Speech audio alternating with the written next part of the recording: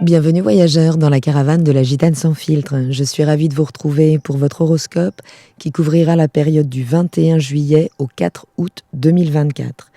J'espère que ce mois de juillet ne vous a pas trop chahuté, mais vous êtes le signe le plus positif du zodiaque pour passer entre les gouttes quand il y a des bouleversements. Donc, si vous êtes Sagittaire, ascendant Sagittaire, ou si vous avez la Lune en Sagittaire, eh bien, vous venez de vivre, là, entre le 21 juin et le 21 juillet, 2 pleines lunes dans l'axe un peu intense qui est celui des possessions et des dépossessions, l'axe 2-8 de votre thème.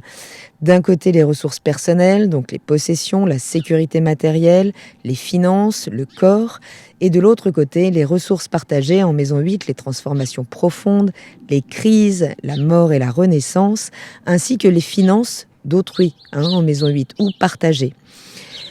Donc 2 moments là de pleine conscience vous ont été offerts pour pouvoir faire un bilan, pour pouvoir éventuellement faire les réajustements nécessaires pour déployer votre croissance personnelle et vérifier là votre autonomie, votre maturité dans cet axe, donc dans votre capacité à générer de la productivité et surtout à recycler ce qui vous a été transmis, ce dont vous avez hérité. Alors je m'explique. La Lune, dans le secteur 2, donc, a travaillé, a peut-être généré des moments émotionnels intenses, donc en lien aux finances, à la sécurité matérielle, aux valeurs personnelles, peut-être au corps. Cette seconde pleine Lune, là, qui est sur les derniers degrés du Capricorne, est conjointe à Pluton.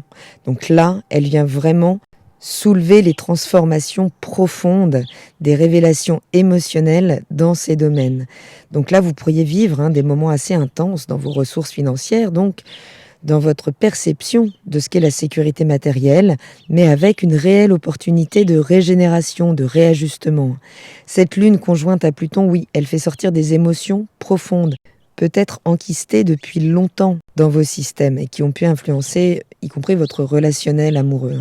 Donc là, oui, il peut y avoir des remontées un petit peu d'émotions pas forcément agréables, mais c'est vraiment une période là hyper propice pour explorer justement les aspects cachés de votre psyché, pour pouvoir vous libérer des anciens schémas émotionnels. Vigilance néanmoins, puisque dans cet axe on parle également du corps, de sa régénération, de votre santé physique, qui pourrait là vous demander d'y prêter une attention particulière. Donc peut-être des changements de régime, de style de vie, visant justement à renforcer votre vitalité, votre puissance. Pluton indique une période de purification, où les habitudes néfastes doivent être abandonnées au profit justement d'une nouvelle routine plus saine qui vous permet de déployer votre plein potentiel. Mais il pourrait y avoir aussi là des dynamiques de pouvoir qui pourraient surgir au sein des relations, surtout si elles impliquent des ressources partagées. Donc peut-être des confrontations, des négociations nécessaires pour pouvoir équilibrer les contributions et les responsabilités. Pluton nous parle aussi de secrets, de ce qui est caché. Donc là, cette pleine lune, elle pourrait vous révéler des vérités cachées ou des tensions sous-jacentes dans les relations intimes, des choses que vous sentiez au fond de vous, mais qui nécessitent vraiment là une communication claire et honnête. Le soleil qui est en face, justement, lui, a vraiment la capacité en maison 8, en Cancer, d'aller fouiller justement, d'aller quelque part recycler nos déchets émotionnels, les scories, ce dont on a pu hériter et qui parfois ne nous appartient pas. Donc le soleil, là, votre pleine conscience, lui, va mettre en lumière justement ces problématiques autour des finances partagées, de la transformation à effectuer, peut-être de la sexualité, des questions psychologiques intenses. Vous pourriez vraiment là vous concentrer sur la gestion de vos ressources communes, les dynamiques de pouvoir et les processus de transformation. Mais il peut y avoir vraiment là des secrets, des choses qui se révèlent ou que vous allez révéler et qui seront particulièrement transformationnelles. Vous avez peut-être beaucoup travaillé, là, Mars était dans votre secteur 6 et il vient d'entrer en Gémeaux dans le secteur de la relation. Alors, Mars, c'est votre énergie d'action, votre combativité. Donc en maison 7, vous allez là peut-être vous concentrer justement sur les partenariats, les relations. Il y a beaucoup de dynamisme là dans ce secteur relationnel, peut-être de la proactivité qui sera nécessaire, c'est-à-dire la prise d'initiative pour aborder les relations justement, mais vous pourriez vraiment la sentir un besoin plus important pour prendre des initiatives, peut-être mener des combats au sein de la relation. Alors, vigilance, puisque là où il y a Mars, il y a aussi la possibilité de conflit, d'agressivité, que ce soit la nôtre ou ce soit celle du partenaire, qu'il soit amoureux ou professionnel. Donc vigilance, il peut y avoir des frictions, mais des conflits nécessaires à manœuvrer pour transformer les choses. Et vous avez pu avoir un ressenti assez fort la mi-juillet puisque Mars a formé une conjonction avec Uranus, donc dans le secteur de votre quotidien, du travail quotidien, peut-être des collègues, de la santé justement, alors physique, psychologique, du soin que vous portez à votre santé et du soin que vous portez également aux autres. Donc Uranus fait un travail au long cours pour réformer justement votre rapport au vivant, à la matière. L'idée avec Uranus, c'est d'innover. Et là où il fait un travail au long cours, bien, quand il croise une planète rapide comme Mars, bien, il y a comme un effet d'accélérateur, de redynamisation de justement sa fonction au départ. Et Uranus est là pour nous libérer des limites donc, qui nous ont été imposées par quelque autorité que ce soit et qui ne nous permettent pas d'affirmer l'être original que nous sommes. Donc Mars va venir là, alors le 15, il a pu vraiment activer des chamboulements, dans ce secteur du quotidien, mais des chamboulements absolument nécessaires pour vous libérer justement d'un carcan de croyances. Attention, puisqu'il est en tension, cet Uranus, avec Mercure, planète de la communication, de la pensée. Donc vous pourriez avoir là des opportunités, alors peut-être de signature, de contractualisation avec l'étranger, on est en maison 9, ou dans le cadre de la reprise d'études, ou de la rédaction d'une thèse ou d'un mémoire, mais il va y avoir une nécessité là de se détacher justement des anciennes valeurs, des anciennes croyances, de ce que l'on possède en termes de talent, de qualité, de compétences ou juste de bien et d'avoir. Donc voilà, des tensions là, peut-être dans les communications en lien avec ces domaines, avec tout ce qui est loin de vous et tout ce qui est finalement très proche de vous au quotidien. Il y a quelque chose de l'ordre de la réforme à faire là, dans vos habitudes de vie, dans votre routine quotidienne, et ça peut impliquer la relation aux collègues aussi. Mercure va chercher à élargir vos horizons, là, à approfondir votre compréhension du monde, et ça peut nécessiter justement un voyage, un éloignement ou un approfondissement considérable de connaissances. Alors Vénus est aussi dans ce secteur, le secteur 9 de votre thème, et en bon aspect à Jupiter, donc en Gémeaux, dans le secteur du couple. Tout ça travaille à votre expansion, à votre épanouissement, à votre revalorisation, alors à travers peut-être un nouveau partenaire, mais peut-être rencontré à l'étranger justement, ou dans le cadre de cette reprise d'études, ou dans le cadre, pourquoi pas, d'une retraite spirituelle. Mais il y a de la chance là, il y a vraiment de beaux événements qui se trament pour vous, de l'expansion, de la chance, donc dans les relations, dans les partenariats. Vous pourriez vraiment bénéficier là de cette période pour renforcer les relations auxquelles vous tenez réellement, pour attirer des opportunités positives donc dans vos voyages, dans vos études. L'idée, c'est de peut-être même déclencher des opportunités financières, ou, je le disais, de revalorisation de votre estime de vous à travers des domaines qui vous sont étrangers, que ce soit l'étranger en lui-même ou des domaines de connaissances, de croyances, tout ce qui va vous expandre. Et ça peut parler d'un nouveau partenaire. Mais il sera peut-être encore nécessaire de se défaire de certaines illusions en lien avec la famille, les racines, le foyer, le lieu de vie, puisque Neptune rétrograde dans cette maison 4, donc, que je viens de décrire, et quand elle revient comme ça, elle va pas tarder à quitter l'énergie du poisson une bonne fois pour toutes. C'est une planète très très lente, Neptune, qui vient vraiment dissoudre notre contact à la réalité pour nous permettre de contacter une autre réalité beaucoup plus subtile, beaucoup plus intime, beaucoup plus intérieure. Mais elle amène pour cela de la confusion. Là, vous auriez la possibilité peut-être de revenir, alors soit sur des conflits, pas vraiment sur des conflits, sur des choses qui sont restées en suspens, un petit peu floues, donc en lien avec ce lieu de vie, les racines, le foyer. L'idée, c'est de pouvoir réévaluer là certaines dynamiques familiales en lien avec un sentiment d'appartenance. Donc vous pourriez peut-être revisiter vos attentes envers le concept de famille, explorer de nouvelles dimensions spirituelles dans votre environnement domestique, peut-être clarifier donc des illusions en lien avec le foyer.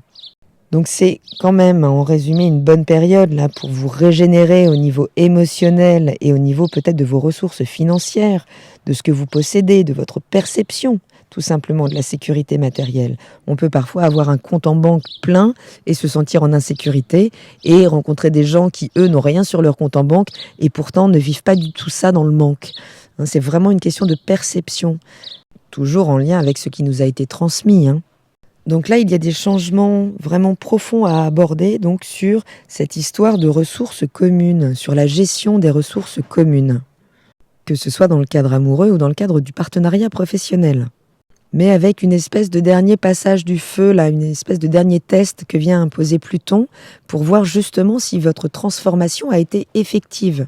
Vous pourriez développer beaucoup plus de combativité au sein de la relation pour y trouver une meilleure place, plus juste en tout cas, dans la répartition, de vos compétences, de l'énergie et vraiment des ressources, y compris de la sexualité. Il y a une question de rapport de force et de rapport de pouvoir, là dont vous êtes en train de vous départir, justement pour faire la place peut-être à une nouvelle relation détachée de ces rapports de force. N'hésitez pas à vous pencher quand même sur votre santé, votre routine de vie, là, voir ce qu'il y a comme réajustement à faire pour améliorer votre potentiel énergétique. Il y a l'idée là pour trouver plus d'autonomie dans sa sécurité émotionnelle et affective, de peut-être reconsidérer le concept de la famille. Qu'est-ce que la famille ? Il y a la famille de sang, et puis il y a la famille que l'on se crée dans la vie et qui va nous permettre de revoir justement nos structures et de prendre de meilleurs appuis pour pouvoir exprimer l'être original que nous sommes et qui doit apprendre à s'affranchir du formatage des racines. Il peut y avoir de belles opportunités, là, qu'elles soient affectives ou financières, dans le cadre de voyages, de l'étranger, donc de l'exploration de nouvelles connaissances. Plus vous élargirez vos horizons, plus vous pourrez stimuler les possibilités d'épanouissement dans le partenariat, dans le couple, dans la relation en général. Il y a vraiment l'idée d'aller prendre de l'air, là, d'aller élargir vos horizons par rapport à ce que vous avez vécu pour pouvoir prendre de nouveaux appuis pour des transformations effectives, quel que soit ce qui a été vécu. Là, ce qui a pu être bouleversant, c'est un nouveau tremplin de libération de la personne là, qui est en train d'émerger. Je vous propose de faire un tour des différentes périodes là, qui vous seront plutôt favorables et quelques-unes quand même en tension où il faudra être plus vigilant. Donc en fonction des ingrès lunaires. Alors les ingrès lunaires, c'est le moment où la Lune change de signe. Et c'est un moment où elle est propulsée avec pas mal de dynamisme, comme n'importe quelle planète qui change de signe. Donc ça peut occasionner des moments avec la Lune d'émotions un petit peu plus intenses. Alors, autour du 21 juillet, donc je viens de décrire donc là, cette pleine lune, je vous invite à aller écouter la lecture générale. Ce même 21 juillet, la Lune passe dans le signe des Verseaux, dans le secteur 3, donc où elle va activer cet Uranus un petit peu en tension, là, qui vient se libérer de valeurs peut-être un peu old-fashion en lien avec la matière, mais qui peut créer quelques tensions, on l'a vu, avec la communication, avec l'étranger, avec peut-être l'expansion de connaissances. L'idée, là, c'est de vraiment pouvoir entrer dans la transformation réelle de votre quotidien, l'application de tout ce qui s'est modifié à l'intérieur et qui s'applique désormais à l'extérieur. Donc il y a effectivement une nécessité de se réadapter. Donc si vous venez de déménager, si vous avez vécu des rapports de force peut-être avec la fratrie, avec le voisinage, des choses qui demandent à être transformées et qui peuvent demander là des prises de décision, justement en lien avec cette affirmation de vos compétences, mais qui pourrait créer quelques conflits. Donc on reste zen parce que il y aura l'art de trouver la forme aussi à ce que vous souhaitez témoigner en termes d'émancipation. Dès le lendemain, le soleil quitte le signe du Cancer pour passer dans le signe du Lion. Et là, ce sera dans votre secteur 9, donc à nouveau un focus là, pour vous concentrer pleinement sur votre expansion, la conquête de vos grands espaces intérieurs ou extérieurs. Tous les moyens seront bons, que ce soit le voyage, donc la reprise d'études, que ce soit la contractualisation éventuellement qui pourrait se faire en lien avec l'étranger, pour peut-être de nouveaux projets créatifs. En tout cas, là, il y a vraiment la dynamique d'une grande expansion. Juste le 23 juillet, cette lune, elle passe en Poisson. Et là, elle va activer donc ces désillusions peut-être en lien avec la famille, secteur 4, puisqu'elle va activer donc Neptune. Et là, vous pourriez vous sentir plus confus, la communication pourrait être moins simple, des difficultés à vous organiser. Mais l'idée, là, c'est de comprendre que derrière ces illusions, ces malentendus, il y a la possibilité justement de revenir sur des situations qui nécessitent un éclaircissement, là, vraiment, ou qui nécessitent bien, de vous défaire des désillusions en lien avec la sécurité, le lieu de vie, les racines. Le 25 juillet, formidable, l'énergie repart à nouveau, puisque la Lune passe dans le signe du Bélier, signe de feu comme le vôtre. Donc là, on active Mars qui en Gémeaux est hyper volubile, donc juste vigilance à ne pas, pendant ces 2 jours, peut-être trop éparpiller l'action. Puisque donc c'est super, c'est une énergie dynamique, c'est toujours bon de prendre des initiatives, mais avec le Gémeaux, il faut que ces initiatives puissent porter leurs fruits. Or, le Gémeaux nous permet très vite de passer d'une chose à l'autre, d'une idée à l'autre, d'une action à l'autre. Là, l'idée, ce sera quand même de prendre le temps d'approfondir les choses, surtout qu'il pourrait vraiment y avoir là des rencontres qui demandent justement un certain investissement pour pouvoir épanouir éventuellement une relation dans le temps. Le 27 juillet, aux alentours de 21h, la Lune passe dans le signe du Taureau, dans le secteur donc de votre quotidien, et vient activer Vénus en Lion, donc qui pourrait vraiment apporter là donc de la chance, que ce soit dans le cadre de rencontres, que ce soit dans le cadre d'opportunités, de projets, avec des valorisations en termes de compétences, dans vos qualités artistiques ou peut-être même financières. Donc en tout cas, l'activation de Vénus apporte des moments de plaisir là, et de valorisation donc personnelle. Le 30 juillet, aux alentours de minuit, la Lune passe dans le signe des Gémeaux, où il y a déjà beaucoup de monde là, puisque c'est donc votre secteur 9, ça va activer Mercure en Vierge, mais peut-être avec encore certaines tensions. Il y a beaucoup d'adaptations là qui vous est demandé, donc ça peut forcément créer quelques tensions, surtout en lien peut-être avec la relation. Si on ne partage pas vraiment les mêmes idées, attention aux conflits d'ego pendant cette journée. 1er août, aux alentours de 6h, la Lune passe dans le signe des Cancers. Donc c'est une période où on revient à l'écoute de ses émotions. Alors attention à ce que ça ne fasse pas remonter de la rancœur ou de la nostalgie, mais il y a des choses qui peuvent se remettre en contact justement avec des zones plus lointaines de nos psychés, peut-être en lien avec ces émotions qui ne vous appartiennent pas forcément, je vous le disais, peut-être en lien avec la lignée transgénérationnelle, peut-être féminine, et qui pourrait créer juste là pendant ces 2 jours un certain inconfort. Vigilance le 3 août aussi, puisque la Lune passe en Lion, où il y a déjà tout ce petit monde là dans le secteur. Vous allez peut-être déployer des projets à l'étranger, des projets artistiques, de la reprise d'études, de l'expansion de connaissances, de l'expansion tout court. Mais ce 3 août, là, il va y avoir une opposition quand même un petit peu tendue, où la Lune va venir s'opposer à Pluton, justement, le grand transformateur. Donc là, on pourrait ressentir derrière la remontée de certaines angoisses ou dans le conflit. On peut être face à quelqu'un d'extrêmement autoritaire qui essaye encore de prendre du pouvoir sur vous. Et là, alors avec une Lune en Lion, de toute façon, vous êtes boosté, puisque c'est le feu qui alimente votre feu. Mais attention à un possible rapport de force. Juste ce 3 août qui viendra finalement un petit peu valider la nouvelle version de vous-même. Donc le 4 août, exactement à 13h13, cette nouvelle lune se fera justement en Lion, dans ce secteur 9 dont j'ai beaucoup parlé, là, où était donc Vénus lors de la dernière pleine lune du 21. Et alors là, génial, vous êtes vraiment dans une réactivation, dans une régénération profonde de ce secteur de votre vie. Donc il va favoriser les nouveaux départs, la créativité à l'étranger, la créativité dans les études, tout ce qui va passer là par l'ouverture à une nouvelle vision de la vie. Voilà, donc vous êtes portés et c'est formidable. Donc, chers amis Sagittaires, notez bien, juste quelques moments de tension, là, 23, 24 juillet, 30 juillet, peut-être 1er juillet, le 3 juillet, ça vous me le notez bien, il peut y avoir effectivement là quelque chose d'assez désagréable, mais sachez que c'est vraiment un passage, une espèce de test.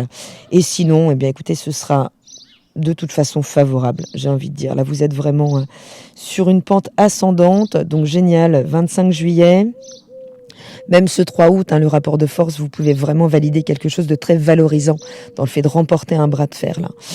Donc très favorable le 4 août, et de toute façon, là, tout ce mois d'août va venir alimenter votre énergie, donc formidable transformation émotionnelle au programme, hein, vraiment une belle configuration qui peut vous permettre de laisser une bonne fois pour toutes des vieilles peurs, des vieilles obsessions du passé, de ce rapport à la famille à laquelle on aimerait appartenir mais qui a pu nous rejeter, cette nouvelle famille que l'on a créée, qui elle est bien là en fait, qui est peut-être beaucoup plus authentique. Donc il y a des choses là, des derniers scories dont vous défaire, vraiment reconsidérer ce qui est réellement important pour vous en lien avec la possession. C'est un grand moment de croissance personnelle, chers amis du Sagittaire. Donc voilà, abordez juste les défis là, vraiment avec cette approche proactive, ouverte, cette ouverture d'esprit hein, que vous caractérisez aussi, parce que c'est une merveilleuse période là où vous pouvez vraiment accueillir de nouvelles opportunités de croissance. Soyez impliqués dans les réajustements à faire là pour votre croissance, pour vous nourrir, pour nourrir votre authenticité. Et oui, parfois, mieux vaut être seul que mal accompagné. Je vous embrasse, je vous remercie pour votre écoute et je vous dis à très bientôt, chers amis, dans la caravane de la Gitane sans filtre. Salut!